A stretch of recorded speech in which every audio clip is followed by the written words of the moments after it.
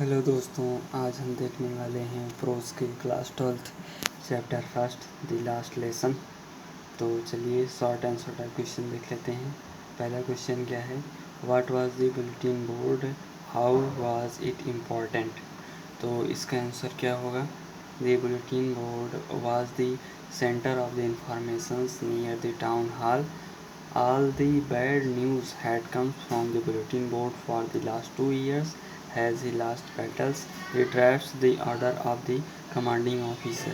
मतलब जो bulletin board था उसका क्या कार्य था, उसका महत्व क्या था, वह क्या था, उस पर क्या लिखा जाता था, तो इसी के बारे में बताया गया है। फिर उसके बाद दूसरा क्वेश्चन क्या है? What did Mr. Hamel say when Franz reached to the school? मतलब जो लिटिल फ्रेंच था जब वह स्कूल पहुंचा तो मिस्टर हैमिल ने क्या कहा?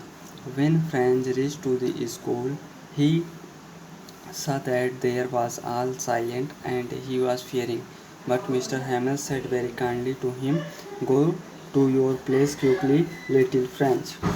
ना, तो उन्होंने ये बताया। फिर तीसरा क्वेश्चन क्या है? What did the Mr. Hamel speak first in the class the day about the last lesson? Mr. Hamel spoke that the French language was the most beautiful language in the world. It was the clearest and very logical.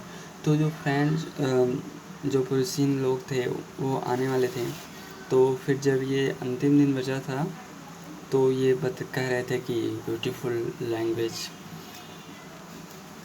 तो उसके बाद चौथा question क्या है? What did the French think after hearing about the last lesson?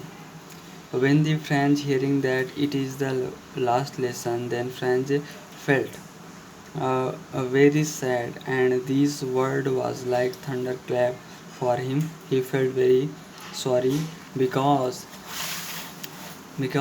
he did not learn and the right French language properly. मतलब उसे बहुत दुख था कि मैं अभी तक सही से फ्रेंच भाषा में बोल या लिख नहीं सकता हूँ, और आज हमारा लास्ट लेसन है। फिर उसके पच्चीस question, did French reside the participles how? French did not reside the rule of the participles and he did not the first word about the participle. As you say that he did not learn the lesson participle, then how can they recite? तो जो participle कहे थे याद करने के लिए, तो French ने याद नहीं किया था, तो इसी में ये बताया गया है। फिर छठा क्वेश्चन क्या था? Whom did mister Hamel blame from the ignorance in studies by? तो mister Hamel blame to their participle because his parents not anxious enough to learn him and they like to work on a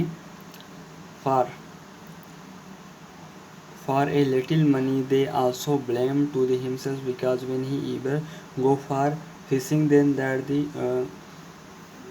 become holiday. मतलब जब छुट्टी रहती थी तो mister हैमिल उसे ले जाते थे मछली मारने के लिए, और उनके जो फ्रेंड्स के माता पिता हैं वो भी नहीं पढ़ाना चाहते थे उसे, तो अपने थोड़े पैसे के लिए उसे काम करवाना चाहते थे।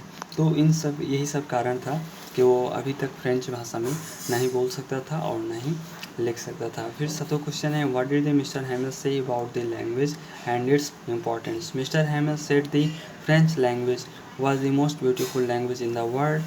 It is the clearest and the most logical. If the people ensure that his her mother language is key of the his her prison.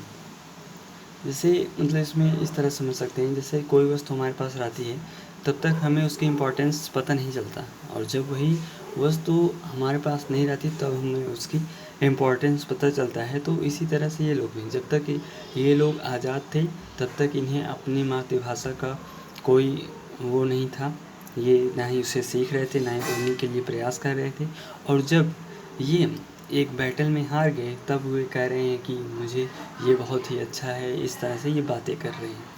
और इनका आज लास्ट सेशन है, what did French think about the pigeons why?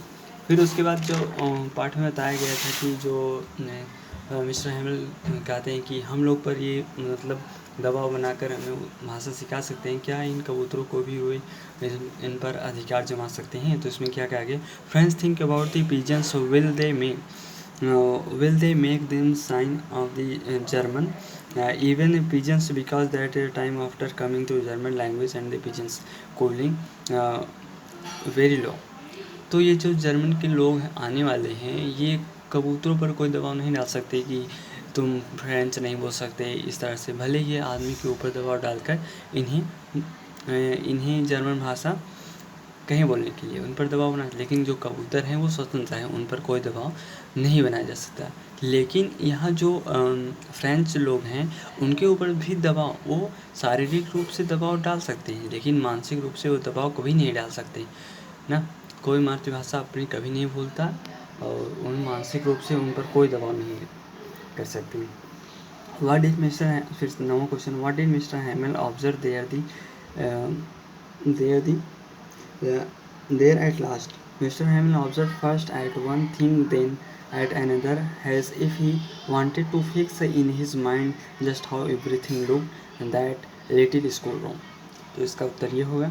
फिर अंतिम question क्या है, What happened when church clock struck 12? मतलब क्या घटित हुआ जब चर्च की जब 12 बजी। तो when the church clock struck 12, then at the same moment the trumpets of the Persian returning from the drill sound under the windows, Mr. Hamel stood up on the chair and then he turned to blackboard and wrote Voila France। मतलब जब church की घंटी जब 12 बजा तो जो क्या था यहाँ पर क्या हो रहा, जो पुरुषिया रिटर्निंग ड्रिल, जो पुरुषिया के सैनिक थे वो ड्रिल करके वापस आ रहे थे और फिर उसके बाद मिस्टर हैमेल उठे और ब्लैक बोर्ड की तरफ गए और वहाँ उन्होंने चाक उठाया और लिखा लिव ला फ्रांस ना, लिव ला फ्रांस। तो इस तरह से इसका शॉर्ट आंसर होगा। अगर आप स्क्रीनशॉट लेना चाहते हैं ले सकते हैं।